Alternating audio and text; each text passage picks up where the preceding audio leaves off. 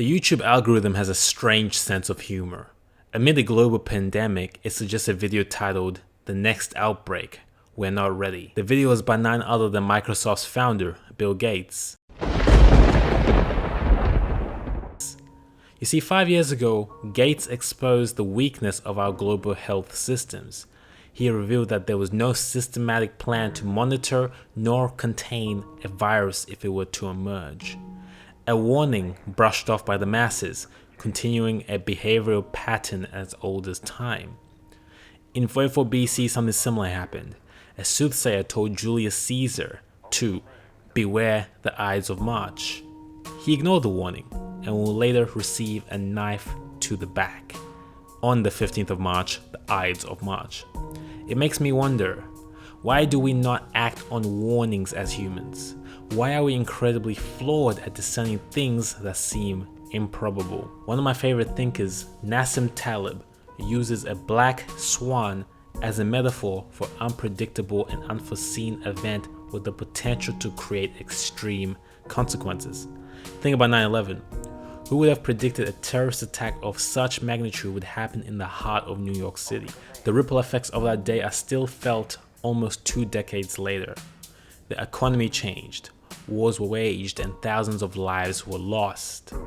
According to Taleb, black swans can take place in 2 terrains, one called Mediocristan and the other Extremistan.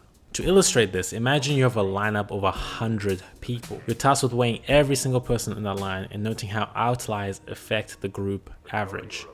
Under normal circumstance, the average weight of the group might be, let's say, 80 kilograms.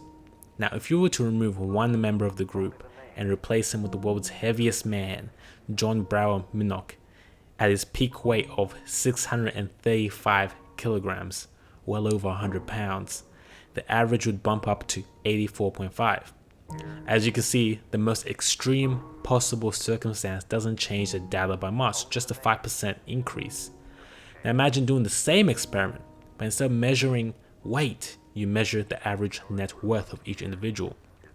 Let's say your average net worth might be $100,000. Here is where things get interesting. If you were to replace one of the average earners with Jeff Bezos and his $114 billion net worth, your new average would be incredibly skewed and not even worth calculating. The weight situation is an example of Mediocristan, whilst the net worth resides in the terrain of Extremistan. Things such as weight, height, and the number of calories you consume per day have a physical limit. These limits stop any outlier from having a significant impact on the average. When we start dealing with net worth, Instagram likes, and in our case, contagious viruses, we are in the land of Extremistan. This is where black swans are most dangerous, and a single event can have a profound impact on humanity and the world. This virus, which originated in Wuhan, China, is doing the economical damage of World War III. It is the quintessential black swan. So the question is, why did we ignore Gates? We ignored him because the human mind struggles with computing black swans in Extremistan. There are too many variables, and our minds are hindered by hundreds of evolutionary biases. Our mental heuristics, the shortcuts we use to calculate the world, were designed for a world limited by the physical and not the complex society we live in today. Physical threats such as enemy countries with nuclear missiles occupy our mental energy as they share the closest resemblance to threats our ancestors likely experienced. Hence why most countries have huge military budgets and well thought out blueprints for war, and yet nothing for virus epidemics. The connection we now have, together with the interconnectedness of the complex global system, has made it a breeding ground for Extremistan black swans. This virus will not be the only black swan that you will see in your lifetime. So what can we do about it? I'm a big fan of Robert Greene and his 48 laws of power. Law 48, the last law in the book, which undoubtedly is the most important, asks us to assume formlessness. Assuming formlessness is learning how to adapt to situations, taking on the form that is needed to deal with the obstacle in front of you. This is what Bruce Lee meant when he said, "Be like water." be formless, shapeless, like water.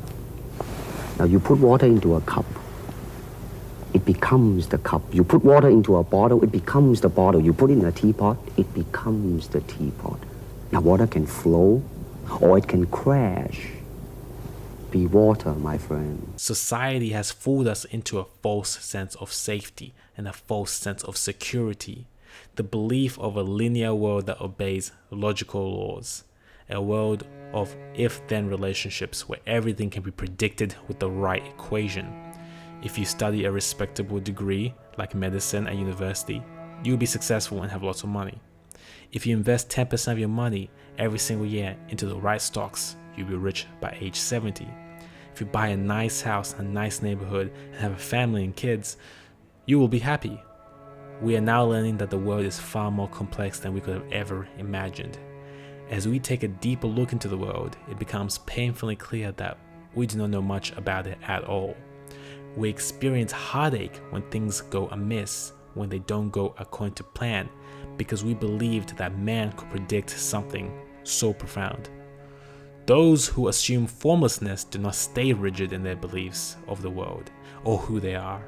They don't identify as a plumber or an engineer, a sales assistant or a teacher.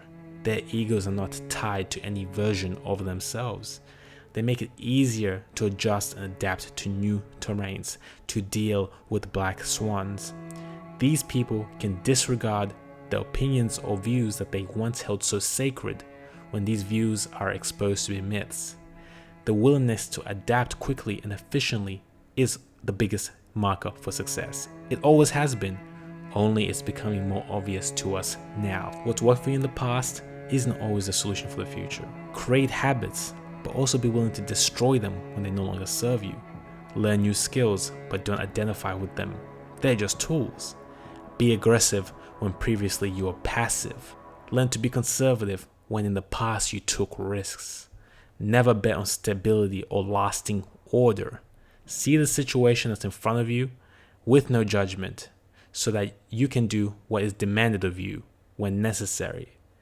Do this, and I promise you, you'll be one step closer to living and dying well. Thanks for watching the video. I appreciate you. If you haven't already, make sure you subscribe to the channel and click the bell notifications so we can see more of each other. Until next time.